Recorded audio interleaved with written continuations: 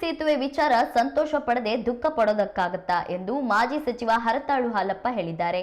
ಶಿವಮೊಗ್ಗದಲ್ಲಿ ಮಾಧ್ಯಮ ಪ್ರತಿನಿಧಿಗಳ ಜೊತೆ ಮಾತನಾಡಿದ ಅವರು, ಶಿಕ್ಷಣ ಸಚಿವರಾಗಿ ಪ್ರಬುದ್ಧತೆಯಿಂದ ನಡೆದುಕೊಳ್ಳಲಿ, ಅಹಂಕಾರದಿಂದ ಮಾತನಾಡೋದನ್ನ ನಿಲ್ಲಿಸಬೇಕು ಎಂದು ಕಿವಿಮಾತು ಹೇಳಿದರು.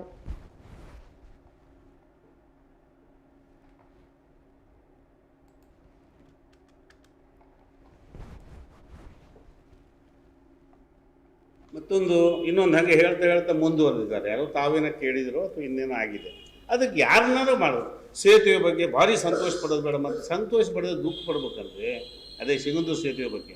ಅದನ್ನು ಮಾತಾಡ್ತಾ ಸಿಗಂದೂರು ಒಂದು ತಿಂಗಳಲ್ಲಿ ಅದು ಹಾಳು ಮಾಡೋದು ಹೇಗೆ ಅಂತ ಹೇಳ್ತೀನಿ ಅಂತ. ಹೇಗೆ ಹಾಳು ಮಾಡ್ತಾರೆ ಇವರು? ಯಾರೂ ಹಾಳು ಮಾಡೋಕ್ಕಾಗಲ್ಲ. ಸಿಗಂದೂರನ್ನು ಹಾಳು ಮಾಡಬಾರ್ದು, ಅದ್ರ ಕೈ ಹಾಕಬಾರ್ದು. ನಾವು ಒಂದು ಇಲ್ಲಿದೆ ಕ್ಲಿಪ್ಪಿಂಗ್, ನಿಮ್ಮ ಹತ್ರ ತಮ್ಮ ಹತ್ರನೂ ಇದೆ, ನಮ್ಮ ಹತ್ರನೂ ಇದೆ. ಒಂದು ತಿಂಗಳಲ್ಲಿ ಹೇಗೆ ಹಾಳು ಮಾಡ್ತಾರೆ ಅನ್ನೋದನ್ನು, ಹಾಳು ಮಾಡ್ತೀವಿ ಅನ್ನೋದನ್ನು ಹೇಳ್ತೀನಿ ನಾನು. ಸಂತೋಷ ಪಡೋದು ಬೇಡ ಅಂತ ಹೇಳಿದ್ದಾರೆ. ಈ ಥರ ಅಸಂಬದ್ಧ ಮಾತಾಡೋದು ಬಿಡಲಿ. ಶಿಕ್ಷಣ ಸಚಿವರಾಗಿ, ಬಂಗಾರಪ್ಪನವ್ರ ಪುತ್ರರಾಗಿ ಗೌರವದಿಂದ ನಡ್ಕೋಬೇಕು. ಅಭಿವೃದ್ಧಿ ಕಡೆ ಗಮನ ಕೊಡಬೇಕು.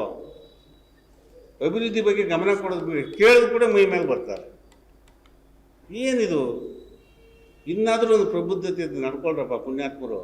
ಆ ಪುಣ್ಯಾತ್ಮನ ಹೊಟ್ಟೆಯಲ್ಲಿ ಹುಟ್ಟಿದಕ್ಕಾದ್ರು ಈ ಥರ ದುರಂಕಾರ, ಠೇಂಕಾರ, ಅಹಂಕಾರ ಮಾಡೋದು ಬಿಟ್ಟು ಮತ್ತು ಮಾತಾಡಿದ್ರೆ MP ಬಗ್ಗೆ ಮಾತಾಡ್ತಾರೆ.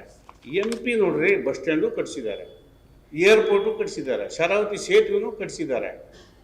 ಇನ್ನೂ ಶರಾವತಿಗೆ 5 ಸೇತುವೆಗಳು ಆಗ್ತಾ ಇದೆ. 2 ಆಯ್ತು, ಈಗ ಇನ್ನೂ 3 ಸೇತುವೆ ಆಗ್ತಾ ಇದೆ, ಕಿಲೋಮೀಟರ್ ಗಟ್ಟಲೆ. ಇವ್ರು ಏನು ಮಾಡಿದ್ದಾರೆ? ನಾವಿಬ್ಬರು ಅಣ್ಣ ತಮ್ಮಂದಿರ ಹತ್ರ ಇದ್ದೀವಿ ಅಂತ ಹೇಳಿ ಸಾಗರದ ಶಾಸಕರು ಹೇಳ್ತಾರೆ. ಇವ್ರು ಹಿಂದೆ ಹೇಳಿದರು, ನಾನು ನಮ್ಮ ರೇಣುಕಾಚಾರ್ಯ ನಾವಿಬ್ಬರು ಲವಕುಶಲಿದ್ದಂಗೆ ಅಂತ. ಎಲ್ಲೋದ್ರು ಲವ, ಎಲ್ಲೋದ್ರು ಕುಶ, ಎಲ್ಲೋದ್ರು.